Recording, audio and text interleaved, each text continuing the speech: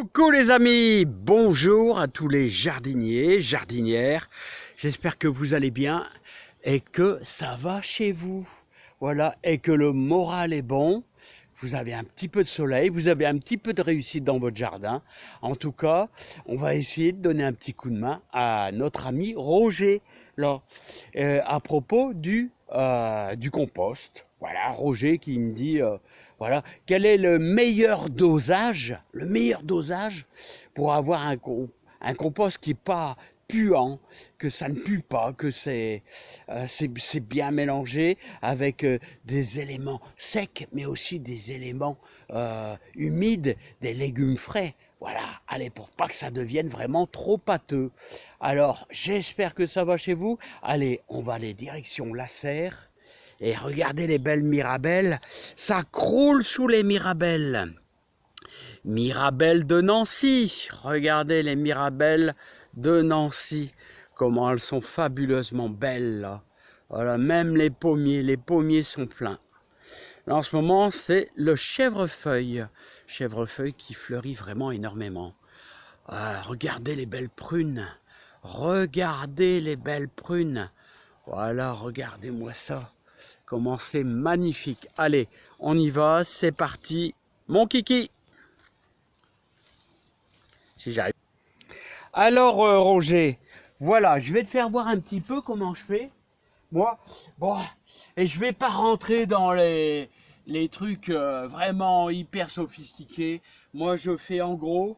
En gros, il faut que tu aies pas mal de matière sèche. Alors, on va dire des feuilles. Alors, je vais essayer de ramasser un petit peu de feuilles, un petit peu de branchage avec. C'est pas grave. Alors, un seau de feuilles, un seau d'herbe de tonte. Voilà. Un seau d'herbe de tonte. Et un seau de légumes frais. Regarde, des carottes, des pommes de terre, des vieilles pommes, tout ça. Voilà.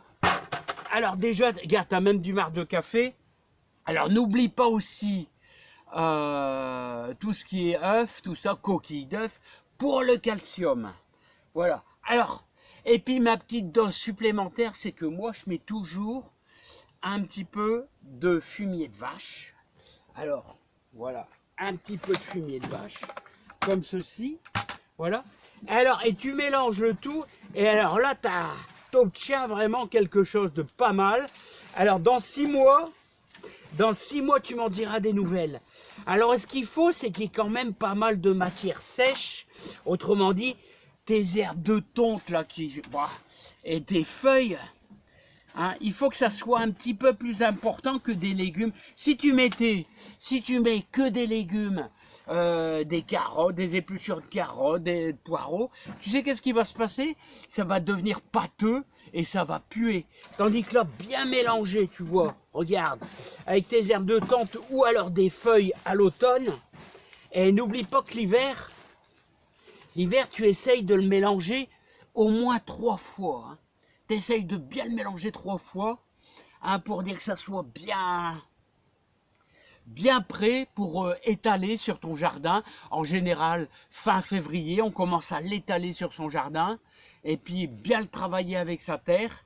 Et n'oublie pas que l'activateur de compost, il y a un très bon activateur, c'est le purin d'ortie. C'est-à-dire une fois que tu auras pris tout le jus, tout ce qui restera au niveau des branchages d'ortie, tout ça, tu le mets dans ton compost et tu obtiendras quelque chose de pas mal. Hein. Regarde ça, regarde ça. Ah, tu vas m'en dire des nouvelles. Hein. Regarde ça. Tout est bien mélangé. Et le fumier, il va apporter des nutriments intéressants. Alors sache que tous les ans, il faut en mettre un petit peu dans ton jardin. Hein. Mais pas à l'excès, hein. Parce que si tu en mets un petit peu trop,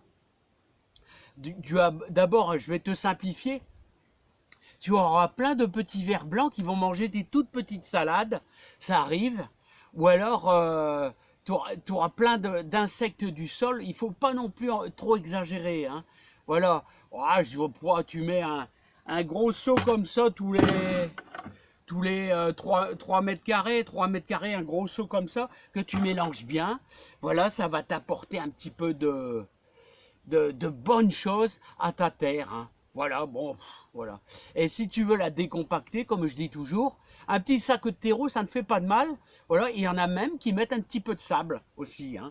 Voilà, donc, un seau de feuilles, un seau d'herbe de tonte et un seau d'épluchure. Voilà, en gros, le bon mélange tout simple, hein, connu par tous les jardiniers, hein, voilà.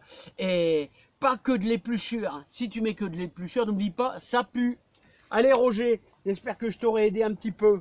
Allez, je te souhaite une super bonne journée. À bientôt. Bye bye.